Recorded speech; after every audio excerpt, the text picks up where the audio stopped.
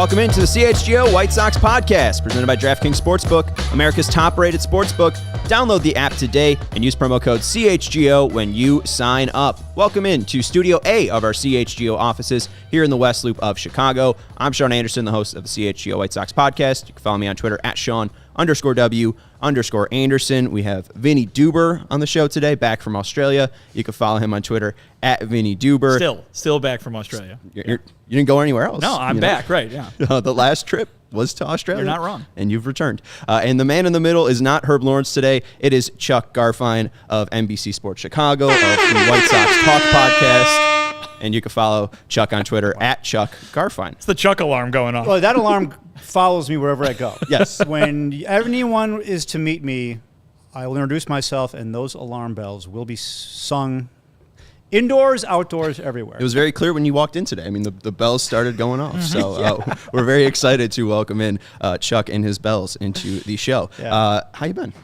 I'm doing good. I don't know this fellow to my left. I've never met him Mystery before. man. Yeah. Do you miss him? Do I miss him? Let's see. He seems to be enough to avoid missing me. I'm trying to. Well, yeah. Actually, I'm still socially friends with Vinny, so that helps. I don't know what I miss more, you or the mustache. It's kind of like one of the... Well, as we found out from Dylan Cease, you can separate the two, apparently. I wonder what sort of Ziploc bag his mustache is living in these days, because it was gone at last appearance on social media. Speaking of your mustache, I think that's there till at least 2035.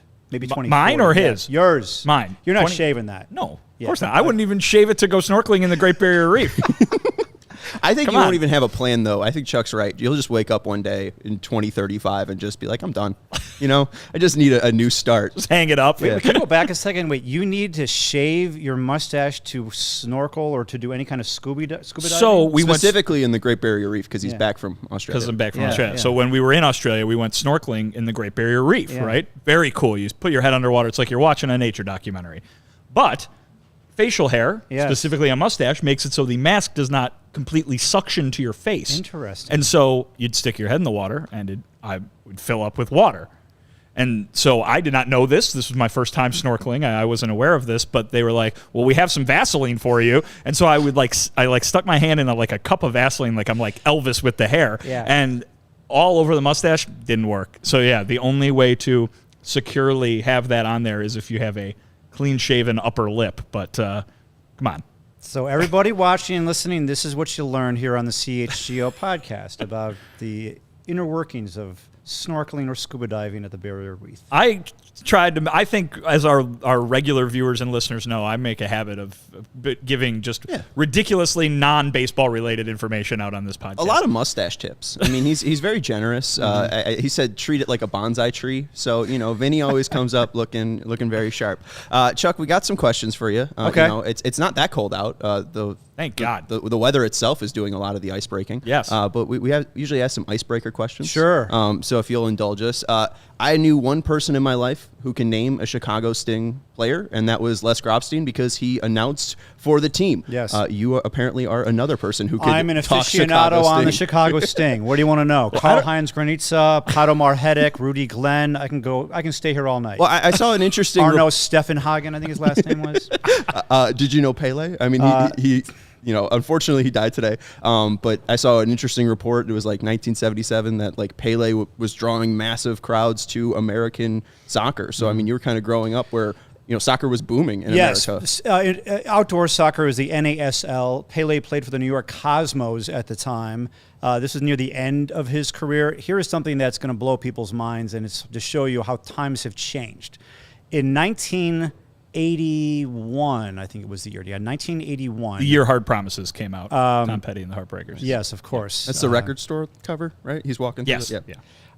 The Cubs played the Cardinals day game at Wrigley Field. There were about 4,000 fans there that day. This was before the heyday of the Cubs in the 80s. Harry Carey hadn't shown up there yet from the south side. There were 4,000 fans at Wrigley Field. The Chicago Sting played a game against the San Diego Sockers at Comiskey Park that night. You want to guess how many fans were there? More than 4,000, I'm gonna venture. 40,000. Wow. So in the late 70s, early 80s, soccer was huge in Chicago. Huge. And they outdrew the White Sox and the Cubs. How about that? Can you believe that? Yeah. So at the end, the Chicago Sting in 1981 won the championship. This was the first Chicago championship I'd ever witnessed in my life. They had a parade down LaSalle Street. I mean, the Chicago Sting were the thing in 1981. Well, so many fans are beaten up right now in Chicago because the White Sox didn't meet expectations. The Cubs are underperforming. The Bears have Justin Fields. The Bulls. That's about it. Yeah, The Bulls. Blackhawks. But this feels a lot like that time. Yeah, I think our guy Clark asked, what was the most depressing stretch of sports? First Chicago 10 years sports? of my life. So yeah.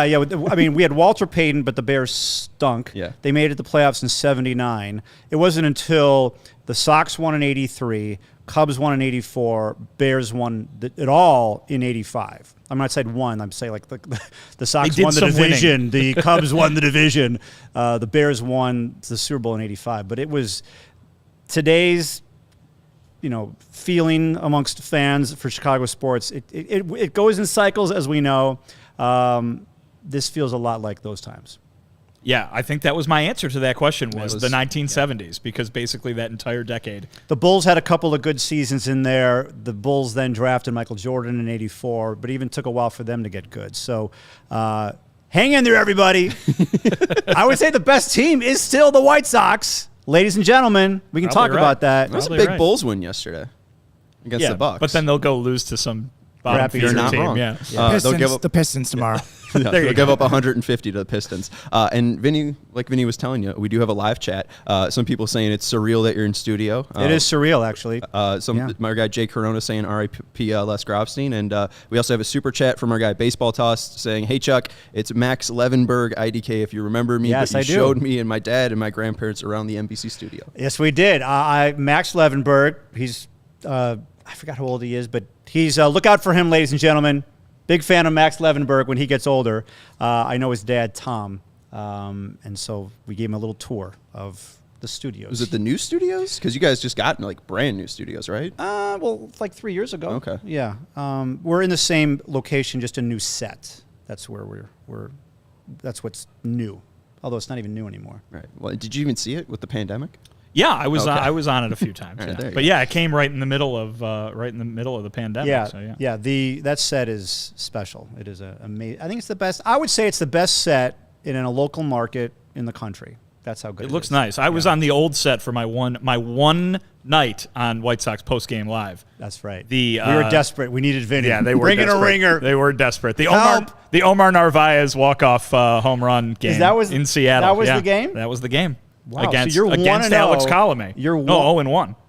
Oh, this was after the trade. Against the White Correct, Sox. yes. Okay, so you're 0-1. Okay. Yeah. Then that's why your career ended as an analyst on White Sox postgame live. And I mean, hey, when what was it? The White Sox were better on the road this year. So I mean, I guess when you were in studio, your in studio hits here were a little bit more successful. Slightly. So, yeah. There you go. We've been asking this question. We had a couple guests on, Mike Rankin and James Fegan on, and we've asked them when they were growing up, who was the stance they imitated the most. So if there was a guy when you were stepping up to the plate, who'd you have in mind? Now, I don't really have a White Sox guy. That's okay. Okay. Mine's Nomar. Yeah, his is Nomar. Yeah. All right, so there were a few. There was, okay, I got to move the mic a little bit here. There you go. Do you guys know who this is? I'm going back to the 70s. Do you know this? The Twitch. Yeah. No, you don't know. I feel like I've seen it before. But I don't know. Joe Morgan. Okay. Joe Morgan. That's what I was going to say. Should have went for it. Speak on, Should have went for it. The elbow up in the back. I didn't realize there was much of a twitch as it. We played Yeah, second it's base? a twitch. Look it up. No, I played more shortstop and center field. Those were my two positions. Rangy. I was rangy. Yeah. I could get to any ball at shortstop. I had the tallest first baseman in the league one year. So accuracy was not necessary. I would throw it over his head. He was like 6'4", and 12 years old, and I would still throw it over his head. He then went on to become a great tennis player. Mark Boris, for everyone in the south suburbs, you'll know who Mark Boris is. So, a little shout out to the south suburbs, Flossmoor, Homewood. A lot of South Burbs folks Olympia watching, Fields. I'm sure. Yeah. Okay. Yeah, well, I mean, who went to Flossmoor? Lawrence Holmes, who I worked with at the Scott Score. Merkin. Ben Bradley. Paul Sullivan. Mm-hmm. Yeah, Sully's one. Yeah. I'm forgetting. The HF Mafia. I feel like there's another baseball guy, too. Steven Nelson? Or is he not? No, Steven he's Nelson not did not And just go as to a White HF. Sox fan? Yeah. All right. Well, if we're missing somebody, that's our fault. We'll be reminded. we didn't go through the Homewood Flossmoor Wikipedia before this. And then I guess the final question, we got a kind of collage here for you. Yeah.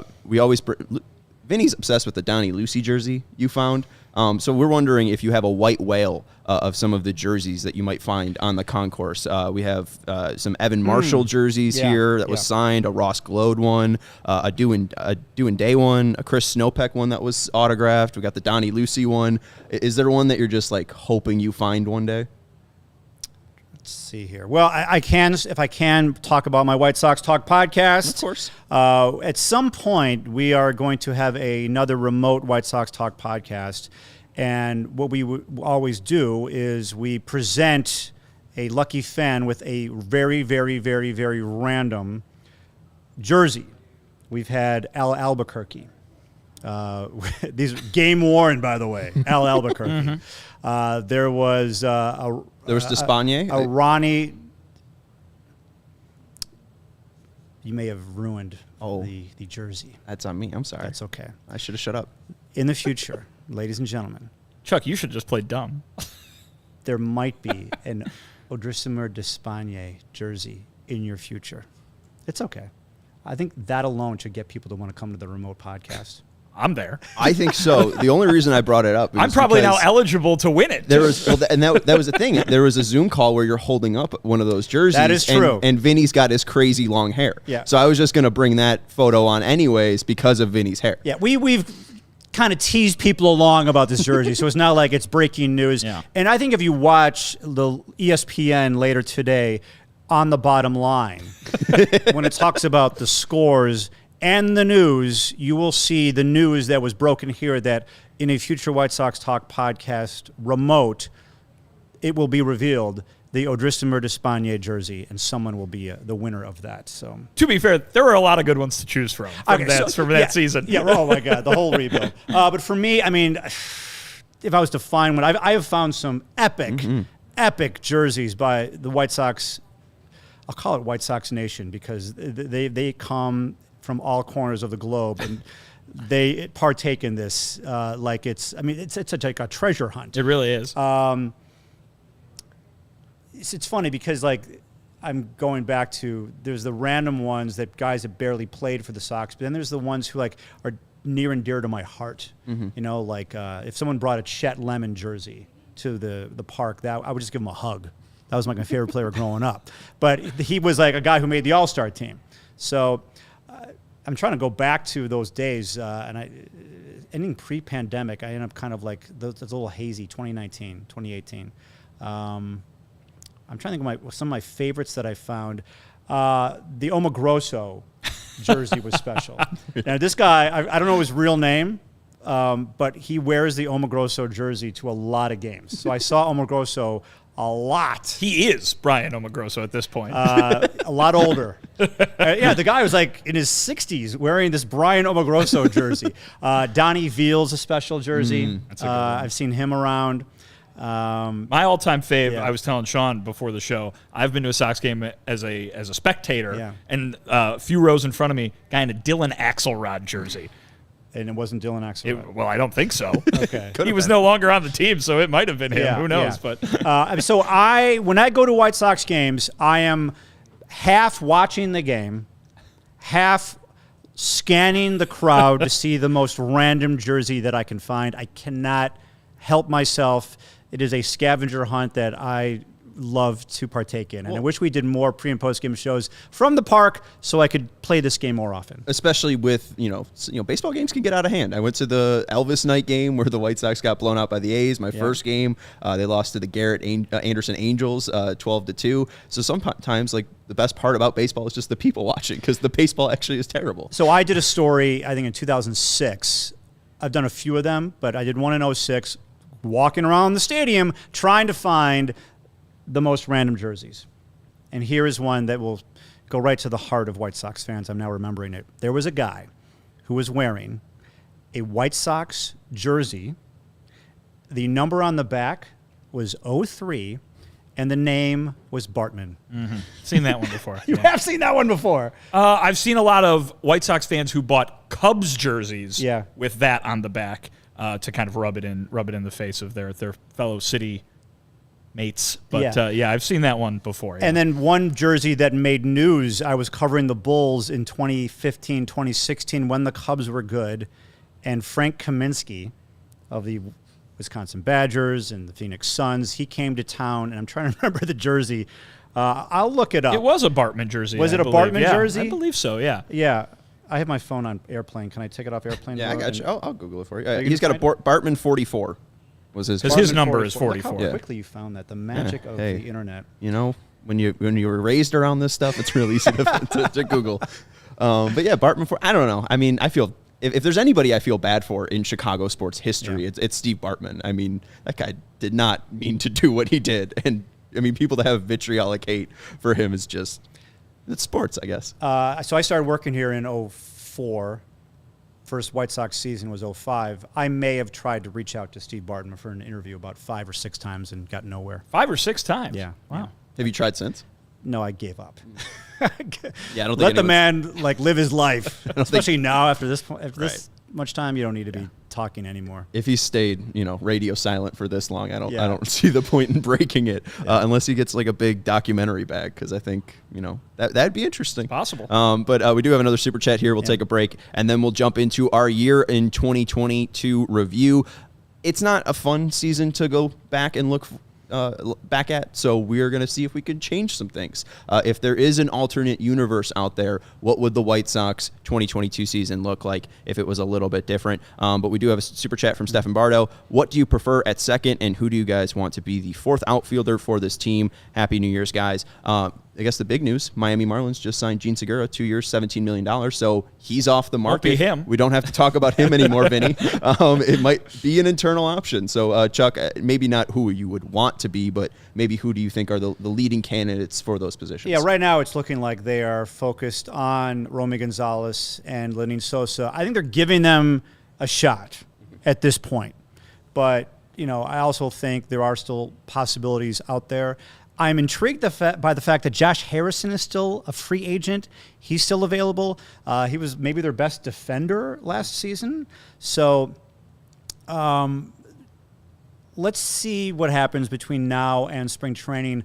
I'd like to think that the White Sox might try to bring someone else aboard for competition, but the season is not going to live and die with who the second baseman is.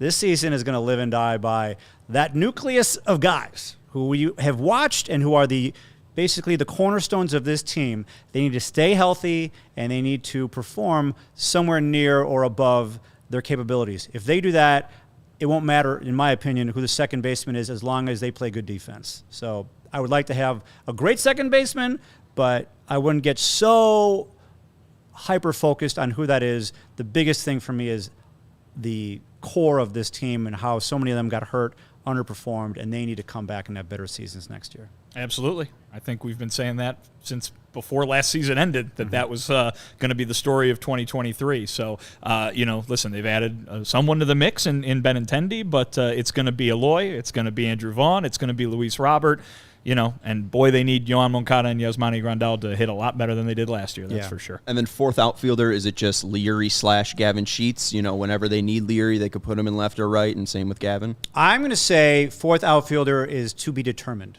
Okay. I think there's another outfielder coming. Okay.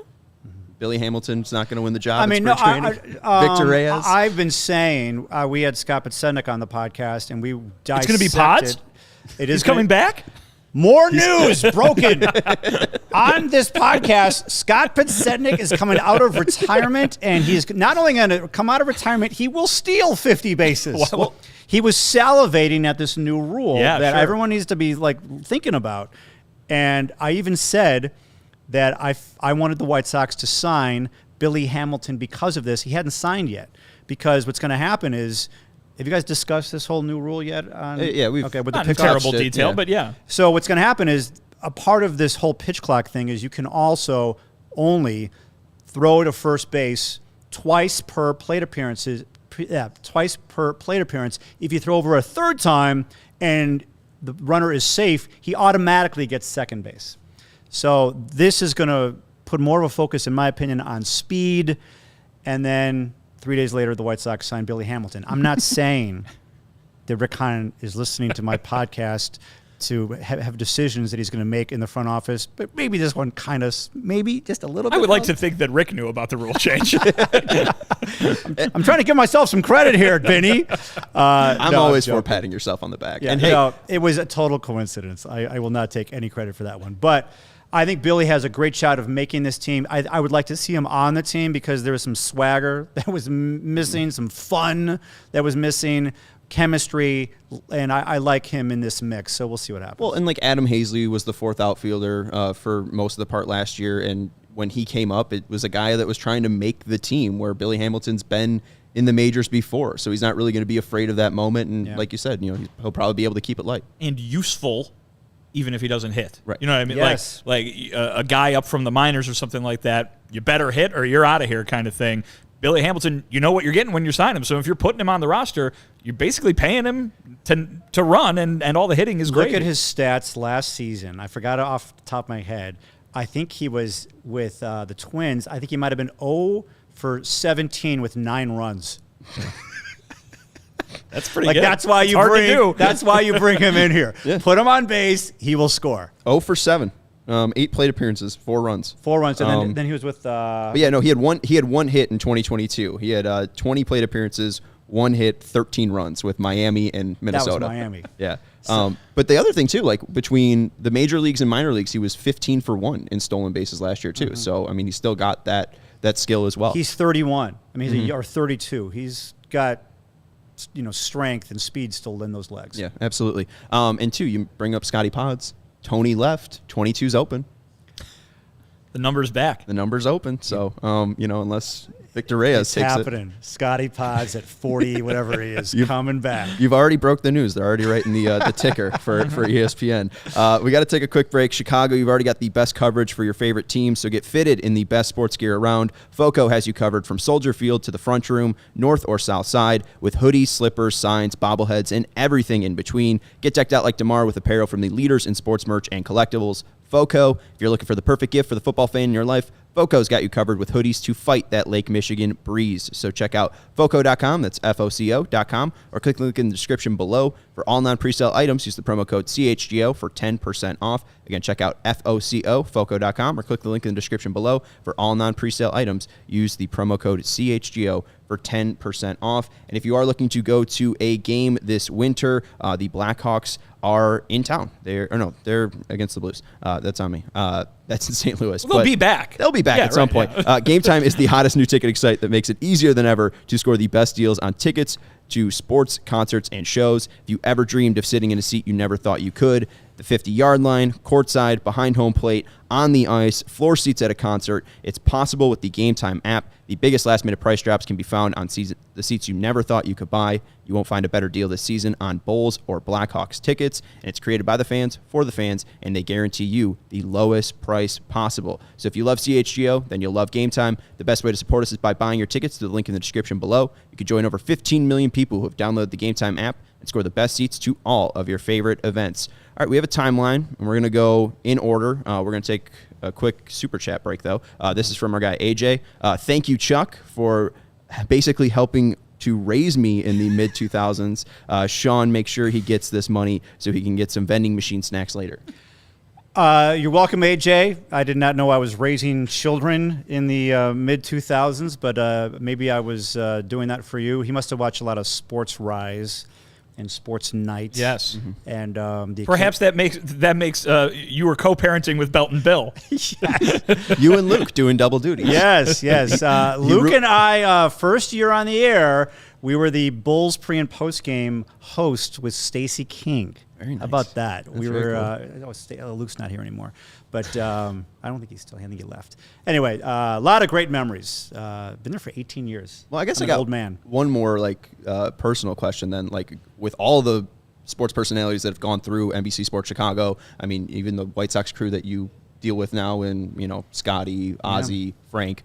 Like, is there one that's still like surreal that you're like, oh, I work with this person, or I could do shows with this person? I mean, Frank and Ozzy for sure, because I was covering Ozzie when he was the manager, and now I'm like working side by side with him. That's surreal. And then, Frank, the greatest hitter in White Sox history, and I'm working with him. I think that's quite surreal that has happened, how my life has turned out that way. So yeah, I do pinch myself. Even I still pinch myself that I'm doing this for a job in Chicago. This was my life goal when I was a kid, and I get to do it. I remind myself all the time how fortunate and lucky that I am. I get to do this. I didn't do this on purpose. I showed Vinnie my Christmas haul. What was that, on Monday? When did we do that show? Sure. Monday. Yeah. We were going through someone asked the question, what was your favorite minor league teams? And I just really liked this logo. I was picking it out. It's from the Traverse City Cherry Spitters. So you bring up, that long journey, and that was where the first stop for Chuck My was. first job was in Traverse City, Michigan, correct. There was no Traverse City, what is that? Cherry Spitters. Cherry Spitters. There was no minor league baseball team. Started in 2018. Yeah. I was covering every single solitary high school in northern Michigan. I can name, just like I can name like every Chicago Sting player, I can name every small town in northern Michigan because I went and traveled to all of their schools for a year and a half. So Traverse City was a special time. Traverse City Trojan high school football team and basketball. Go Trojans. Go Trojans. There you go. So let's jump into the timeline here. Yeah. We're going to mainly focus on 2022, but I actually want to go all the way back to 2021 just because I think this was such a pivotal moment for the window. Mm-hmm. March 24th, 2021, Eloy leaves the spring training game after getting caught at the we're top going of the there? wall. We're going all the way there just because. And why? Why is that? Well, because I like the reason why. It but forced Andrew Vaughn into the outfield. Yeah. And what does that do to even this offseason where they're spending money on an outfielder if Eloy doesn't have that injury and he's able to play left field? They don't need to move him to DH because Andrew Vaughn's already raking. And does that mean there's a spot still for Jose Abreu at first base? Like, if Eloy stays healthy and he doesn't get injured, what does that mean for the 21 team and, the health of 2023? Yeah, I think it's a very good point because, everybody already had their opinion of how good of a defender Eloy was in left field, and there were plenty of people before he did the Vince Carter impression that were saying that he probably should have been moved to designated hitter. But if he doesn't give the White Sox another reason to do that, right? If he can stay healthy, and no matter what the offensive numbers end up being, if he stays healthy and just plays serviceable left field, they don't need a left fielder. They have a left fielder. And I think the best point on there is, what does that mean for Jose Abreu? Because then Andrew Vaughn, you would think, has had the last 2 years of being an everyday DH. He doesn't need to move to first base because nobody needs to come in and take his spot at DH. Does Jose Abreu come back for 2023? It's a great question. If we're talking specifically about 2022, it's very much Andrew Vaughn probably isn't being put into a corner outfield spot, and while he did a fine job in 2021, 2022 not so much, and very much helped to their standing as one of the worst defensive teams in the league last year. Yeah, I'm trying to figure out how I want to answer this question because we could play this what-if game. Hour-long podcast. How far back do you want to go? The what-if possibilities with not only the White Sox franchise, every franchise in baseball could take every team into so many different directions. I don't even know where to begin with the White Sox. Like, I'll just go back to, the winter of 04 and 05. What if the White Sox, under the radar of everybody who's a White Sox fan, and even in their own front office, we're going to claim this guy off waivers, Bobby Jenks. He may not even play for us. If you don't do that little small move, you don't even win a World Series. There's a what if. What if, I'm sorry, I'm kind of like sabotaging your what if game. It's all good. But what if... I ruined the Odemir Despaigne reveal, so... Okay, so this is going right back. This is payback. Yeah, that's all right. What if, this could be a podcast all its own. What if in 2012, if the White Sox had not hired Robin Ventura, they instead said, you know what, there's a guy who's available now, although I'm not sure he was ready to manage that year, so that might have had something to do with this, who is available, who was a AAA manager for us. We have a good relationship with us. Let's hire Terry Francona to be our manager in 2012. instead of Robin Ventura. Instead, in 2013, he becomes the manager of the Cleveland Indians. How would that have changed the fates of both franchises? Absolutely. Yeah. I mean, like you said, it can go off in so many different directions. Just sticking in 2012, they had a chance to win the division. What happens if they win the division in 2012? What happens if here's two what ifs about the same thing. 2016, what if the James Shields trade goes right? Yeah. And James Shields pitches the way that they hoped that he would pitch for them, and all of a sudden they're a playoff contender after that hot start. Or what if they don't do it at all, and they've got Fernando Tatis Jr.? I mean, every if you've been watching your Marvel shows, you know the multiverse goes off in an infinite number of directions, and certainly that applies to baseball. I've got a great what if for the Cubs, and it is also with the White Sox. What if Jesse Crane doesn't get hurt in whatever year that was, 2014? He was with the White Sox. He had a phenomenal first half. He was like the number one relieving trade candidate, and the White Sox were basically this close to trading him for this pitcher named Jake Arrieta. I don't know if you guys know this. And Arrieta was going to be coming to the South Side. It was pretty close to being done. Jesse got hurt, and they had to put the kibosh on the trade, and instead the Orioles traded him to the Cubs. What happens then? I don't know. I mean, I don't know if he turns into the same pitcher just because the Cubs did boost him a little bit with, tweaking stuff. But, I mean, that was 2013, and Jesse Crane had a .74 ERA. Yeah, he was incredible. he was incredible. Yeah, that's a crazy. I mean, there's also the Juan Soto what if. I forget who talked about this, but someone in the White Sox organization said that they were like $50,000 away from getting Juan Soto. I mean, that would solve right field pretty easily. Yeah. What if they got what they wanted out of the Chris Sale trade, and they got Devers or they got Benintendi instead of Moncada? What if Michael Kopech's UCL stays intact? What if the Red Sox, instead of taking Benintendi, took someone else? The White Sox were in position to draft Benintendi, but instead they got Carson Fulmer instead. Well, what if they took his Vanderbilt teammate, Walker Buehler, who went like 10 that picks later? Too. they just missed that pick, in my opinion. But hey, they got Benintendi. And we can just tie that back into the what if for this. I mean, yes. they end up making a franchise record-setting deal with Benintendi. And that's the thing, too. Like, watching Andrew Vaughn play in left field, Eloy seems fine. Like, Eloy does seem serviceable. So, like, I think this would change the landscape completely because you don't have to add Benintendi. Obviously, that maintains health, and we'll talk about another spot with Eloy where he goes down in Minnesota. If he's healthy, and we saw the 82 or so games that he played after returning in July where he was their best hitter, hitting 15 home runs. If he played 162, I think he was projected to hit 31 home runs. Like, if Eloy doesn't go down and they have him for the full season, how much does that change? Because there was such a power outage, and we know what he could bring. Yeah, you've got to figure there are at least a couple games that go a different way just because the balls that did not go over the fence, you probably get a few more that do with Eloy in there for an entire season. Hey, this is a guy who the projection is that he's going to be the type of hitter who can carry a lineup, right? It's about Vaughn or Eloy? Eloy. Yeah. The White Sox had nobody throughout 2022 carrying that lineup. If you put somebody in there who does it turn into a winning streak? Is there a week of Eloy where he hits 4 homers to win 3 games? They got to September with a chance to win the division. Mm-hmm. You throw in a few more wins in July because Eloy had a hot week, or I should say May or June, because Eloy had a hot week, and all of a sudden maybe the standings look a lot different when you get down to the end there. Yeah, I mean, if you want to be a glass half full person, which I am, you know me. Famed optimist, Chuck Garfien. Yes.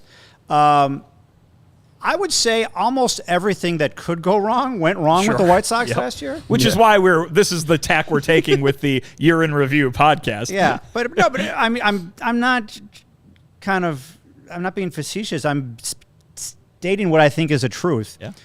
In that everything that could go wrong went wrong, and they somehow won 81 games. Now, we did not want this team to win 81 games, but if you just look at the offense, the games played, and the underperformance. How did this team win 81 games? Like, that's shocking to me.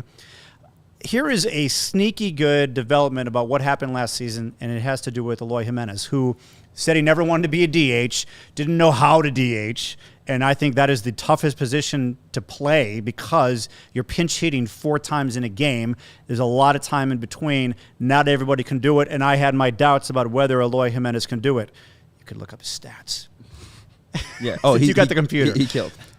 Eloy Jimenez last season learned how to be a damn good DH. And this, I think, is going to be huge for this offense because they're going to need him to do it.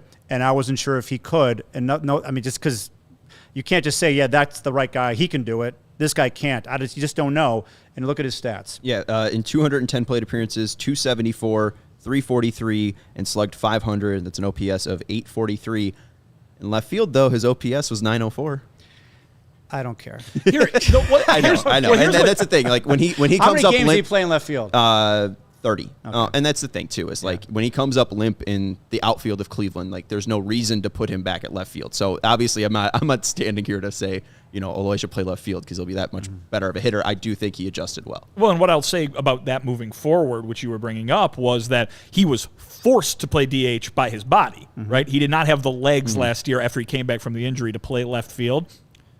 You're a much better hitter when you're at full health, when your legs are at full strength. Yeah. Imagine a guy who is now accepted and learned how to play DH without having the bothersome legs. Yeah. He's able to be the offensive player that you are when you're fully healthy, and now he's got the mental block out of the way where he can keep playing DH. So you would have to figure he will be a better DH than he was in 2022 when in the second half of the season he was one of the 5 best hitters in baseball. Yeah, right. Yeah. Well, and that's why I think back to that moment where he's hanging off that outfield wall, because that's why Vaughn's wearing 25 was because he was talking with Jim Thome before that season how to get prepped for this DH spot because he was so used to playing first base in college. So he had to get used to being that designated hitter. And Eloy, obviously it's been an adjustment ever since that period too. But it seems like he's finding his stride there.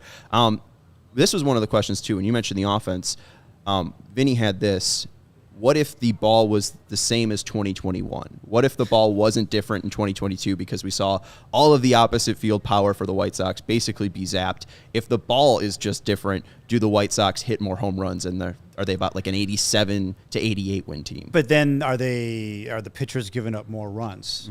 And I think it's all a wash because their pitching staff wouldn't be as good. So the ball thing is just, whenever I see that, I'm like, I don't know. I mean, was it the ball? Are all the balls the same? You see stuff about, well, there's just a mixture of good balls and bad balls, and it's just too random, and it's completely out of my headspace. I can't even think about it. So it just, what's the solution there? I don't know. I don't know if there is one. I'm someone who likes home runs, so I guess give me the ball where it has more home runs. That'd be more fun to watch. But I think your point is the baseball person and the baseball player point, which is, well, the other team's got to deal with it too. Right. So, but I think that the genesis of that, and we were talking with James about this a couple days ago, how many times did the White Sox fly out to the wall this year? How many times was it a warning track fly ball where in years past it looked like that ball would have been a home run? I think Jose Abreu could probably count 20 more home runs that he might have had. We were using a different baseball than he had this year, but it's a wonder because that was obviously their biggest flaw in 2022.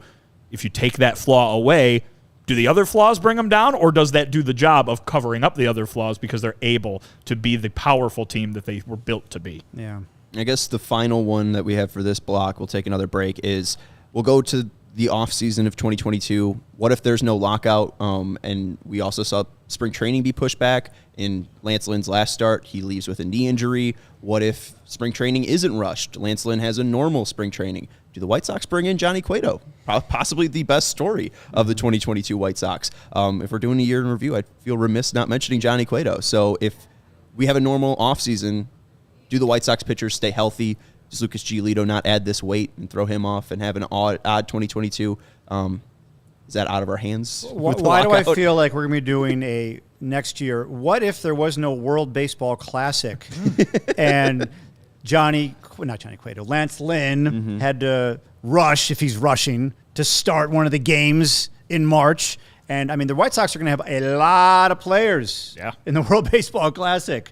I mean, who off the top of my head? You got Moncada, Robert, Tim Anderson, Lance, maybe Cease.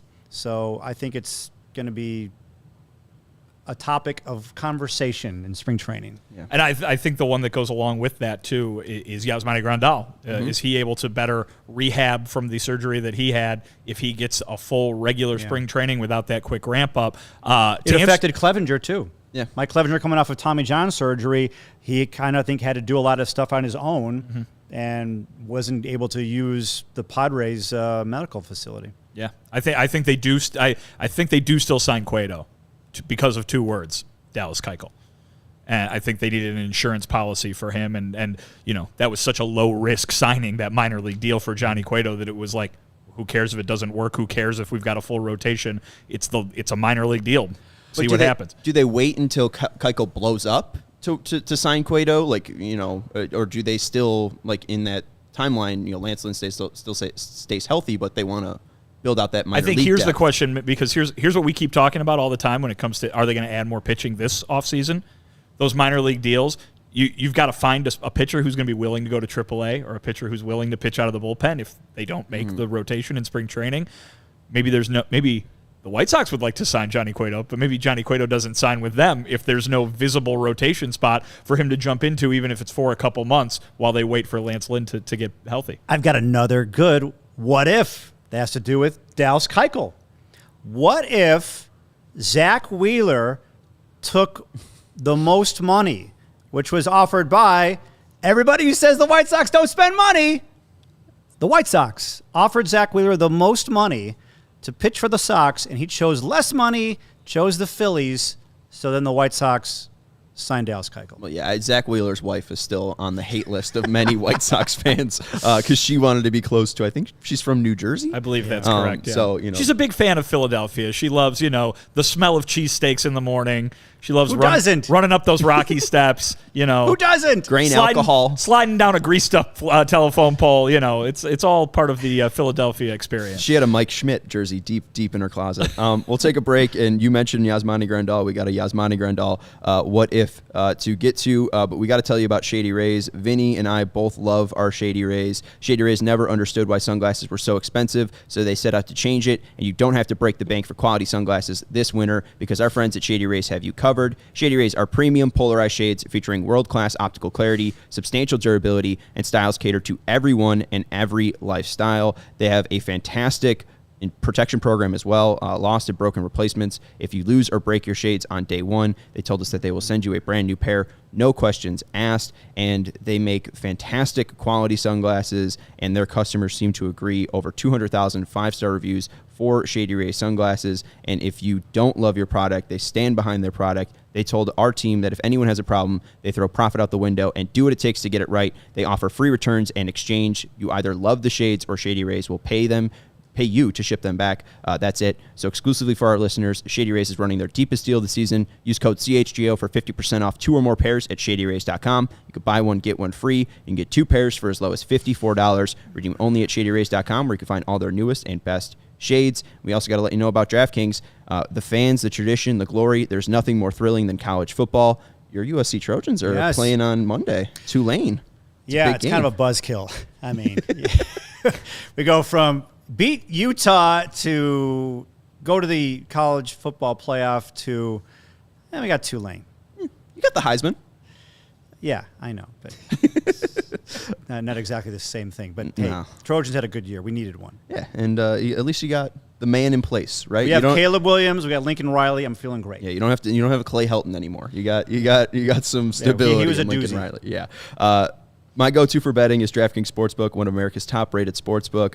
Tonight, there is a huge matchup, Florida State versus Oklahoma State. It actually just kicked off. I love Florida State minus 9.5. I think it was at minus 10 before this show started. I like Florida State with that number. I think they're going to blow out the Sooners. And right now, new customers can place just a $5 pregame moneyline bet on a college football team to win and get $150 in free bets if they do. Plus, everyone can combine multiple bets for bigger payouts with DraftKings same-game parlays. I think the Iowa-Kentucky game might go to overtime, so I combined overtime. That game to go to overtime and over 27.5 points, and that's at plus 900. So if you're looking for a big payout this upcoming weekend, look at the Iowa-Kentucky game. So download the DraftKings Sportsbook app now. Use code CHGO. New customers can place a $5 pregame moneyline bet on any college football team to win and get $150 in free bets if your team does. That's code CHGO only at DraftKings Sportsbook. Minimum age and eligibility restrictions apply. See show notes for details. I read that you really liked CBS Sunday mornings. You like features? Is that somewhere on the internet? I It guess. is. Is that on your Wikipedia page? No. So I besides talking about the White Sox and anchoring and reporting, I do like feature stories. I love doing them. And if you were watching when we were Comcast Sportsnet, I did a lot of feature stories, and I still love to do with them. And if I wasn't doing this job, one job I would love to do is to be a correspondent on CBS Sunday Morning. I watched that show as a child with my dad forever, and they just do great long-form stories. So, yes, I do have an affinity for that program. If, CBS Sunday Morning gave you an unlimited budget, you can do a feature on any athlete, who would you pick? It doesn't have to be Chicago. Any sport, athlete right now? Any sport. I mean, it could be, dead or alive. Here's you the get unlimited resources. So here's if you the want to thing, bring Ted including Williams a time back, machine. Yeah, Yeah. Ted Williams go in a back, time you can. machine? Whatever you want, Chuck. We got unlimited resources. All right. Let your creativity I mean, this run. is a longer story. How long you got? We got 10 minutes or so. All right. Well, let me just say this, that the stories that I like are not where the lights are flashing on that. Like, I like to go, if people are zigging, I'm zagging, and I'm going over there. And I think one of the greatest stories that has been told but hasn't been told, and I'm not going to bore everyone with it because it's going to, not bore it, it won't bore it, but you don't want to hear this because it's a Cubs story. Google Fred Merkle. Just Google Fred Merkle, then that story needs to be told more and more and more and more and more because the Cubs hexed themselves over what happened with Fred Merkle in 1908. And you can read it from there. And then there's a little Chicago Blitz pennant over there. And if you can Google Chicago Blitz and even maybe my name, you'll see a story. Actually, the Fred Merkle story, I did the Fred Merkle story. So I don't need to do it again. Okay. Everybody, if you want to spend some time, and this is the kind of stories that I like, Google Fred Merkle. You'll see my story that I did in 2008 on the 100th anniversary of Fred Merkle. And then maybe the Chicago Blitz story is out there too, because one of the worst trades in the history of sports that will never, ever be topped is that in 1984, the Chicago Blitz were coming off a great season. They made the playoffs. It was their first season in the USFL. Marv Levy was the head coach. Oh, no, he wasn't the head coach yet. It was George Allen. The Chicago Blitz team was traded to the Arizona Wranglers for their team. I just said that. Imagine teams being traded. And we got the worst end of the deal. We got the Arizona Wranglers. They sucked. And this good Chicago Blitz team that I loved went to Arizona. You guys are going to be breaking a story. The White Sox have acquired the Oakland A's. Yeah, I mean, that's basically what it was. They literally traded teams. That's ridiculous. And there's so many insane stories. Dan Jiggett's played on that team, the Chicago Blitz. It's Tom Thayer. So there we go. I definitely thought you were going to say you're going to take a time machine back to the 60s and interview Hawk in the 60s. I mean, you asked me that question. I could easily go back to that. Sure. I would go back personally to you on the spot. 1978 if I had a time machine. Yes. And I would just follow Bruce Springsteen for an entire year and watch every single concert and just Gotcha. drop out of society. I was going to say, so this is less of you doing something for work and more so you take their time machine and then quit. If you gave me a time machine, I would go to 78 and I would just drop out of society. And then maybe I'd follow the dead as well. Great idea. My Winterland copy only has 3 of the 4 discs, so I'm missing that part of the show. So it'd be great to go revisit that. You mean Winterland for Grateful Dead or Springsteen? Springsteen. Okay, yeah, because they both had big shows in 78. But we're going off track. He's more of the dead guy. I guess. I mean, you got a Springsteen. Whatever. I'm not gonna. You like music more than I do. It's true. Don't you forget it. But you kind of did a feature story with Yasmani Grandal recently. Yes. It was an hour-long podcast. It was the White Sox Talk Podcast. Just to plug it again. Thank you. There was an interesting what-if in there. Yasmani talked about he was feeling really good going up against the Rangers, ran to first base after slicing a single into right field, and came up feeling like he pulled something. And the doctors told him that he could have gotten surgery, and it would have been about a 4 to 6 week rehab, but he decided to forego that and just rehab it himself. What if they got Yasmani Grandal at full strength at any point? Like, was that a big moment because they would end up losing Tim Anderson? But if he has, Yaz hitting home runs, that could soften the blow. Yeah, it's a good what if for his season. He only hit 5 home runs. Would it have made a difference in them winning the division? No. Right. And but I do feel like he said he would have been out 4 or 5 weeks. That's what the doctor told him. He ended up missing 6 by rehabbing it, but he just felt like I think maybe at the time when he had to make that decision, I'll be back sooner than 4 or 5 weeks. He wasn't. It's tough to get an idea of what his season, what any of these guys' seasons are going to be because you don't know how many games they're going to play. But here's Yasmani Grandal staying in Chicago. He's been working out with through a program with the Blackhawks head physical trainer, strength and conditioning coach. And he's working out like 7 days a week. I think it's going to be altered to 6 days a week soon because one of those days is not going to be baseball activities. But I watched him do a full workout. And I'd like to think I'm in pretty good shape. And here's some more breaking news. It's not even news. Chuck is in pretty good shape. Breaking. No, I almost did a story of me trying to do Yasmani Grandal's workout. After watching it, you were like, no. Right. No. It would end up like Herb falling on his face. So they were like encouraging me to do it. Like bring cameras, and I'm going to try to do Yasmani Grandal's workout. I'm like, you know what? That's just not going to look good for me. I watched this thing. I'm like, that's just not good. It's good TV, probably. Yeah. But I didn't want to make it about myself. So let's make it about Yasmani Grandal. He's the focus, not me, and whether I could finish his workout. I can't. But it was I was really impressed what he's doing, his commitment to be stronger, to do whatever he can. And like we had a thing at the end of the towards the end of the season, we would come on the post-game show because Len Casper one day at the end of a broadcast, the Sox won a game, and he said these words. They really rang true for me, and it was whatever it takes. And I felt like last year's team on many nights wasn't doing whatever it takes to win. And Pedro Grifol, I love this. He gets hired, does his press conference, and we had him on our podcast. And he 3 or 4 times on his own said, we're going to do whatever it takes. And I'm looking at Yasmani Grandal. I'm like, he's doing whatever it takes. And if you get enough players signing up for that, and I believe that they will, a lot of wins will come. How many? I don't know, but I like where this is trending. So that's my long answer as to with Grandal and the workout that he had. But I think it goes along with my hopes for this team that I think inside their hearts and minds, they're going to do whatever it takes. Yeah, hopefully. I mean, I've been really inspired by Pedro.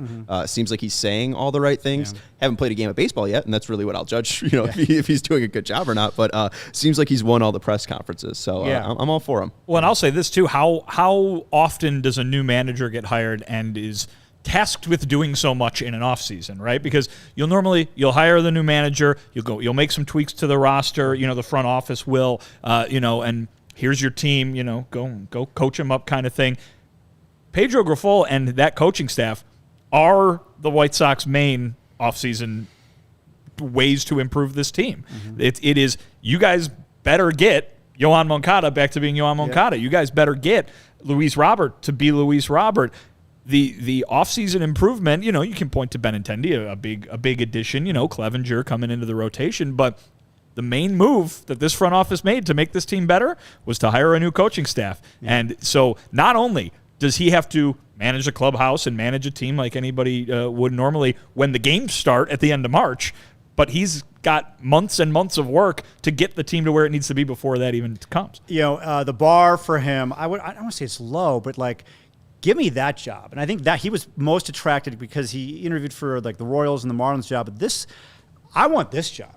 Right? I mean, like Tony La Russa, that was a failure, right? You want to replace the guy who failed.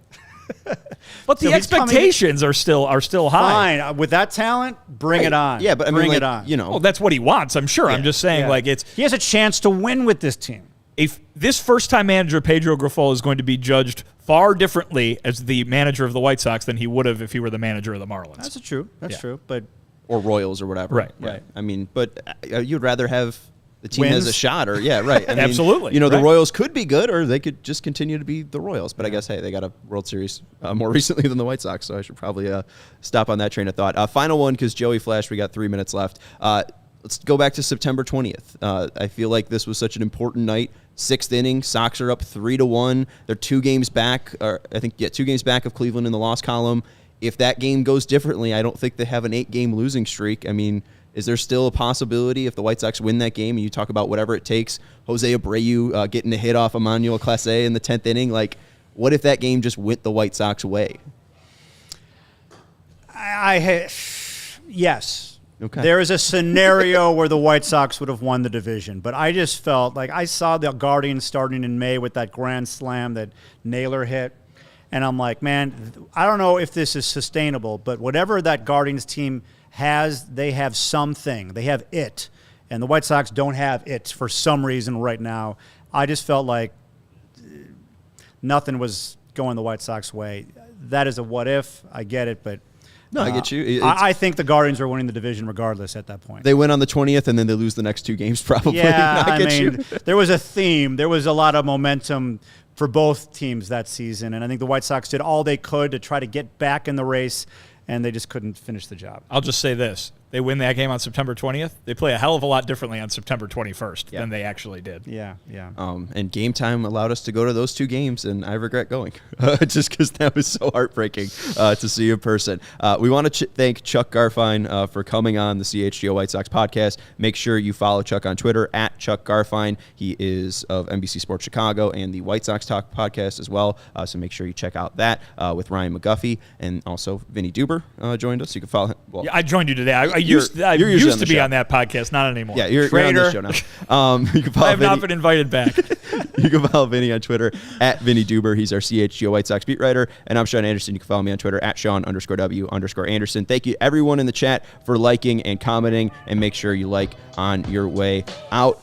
Thank you very much. And we will talk to you next year. Go White Sox. Wow.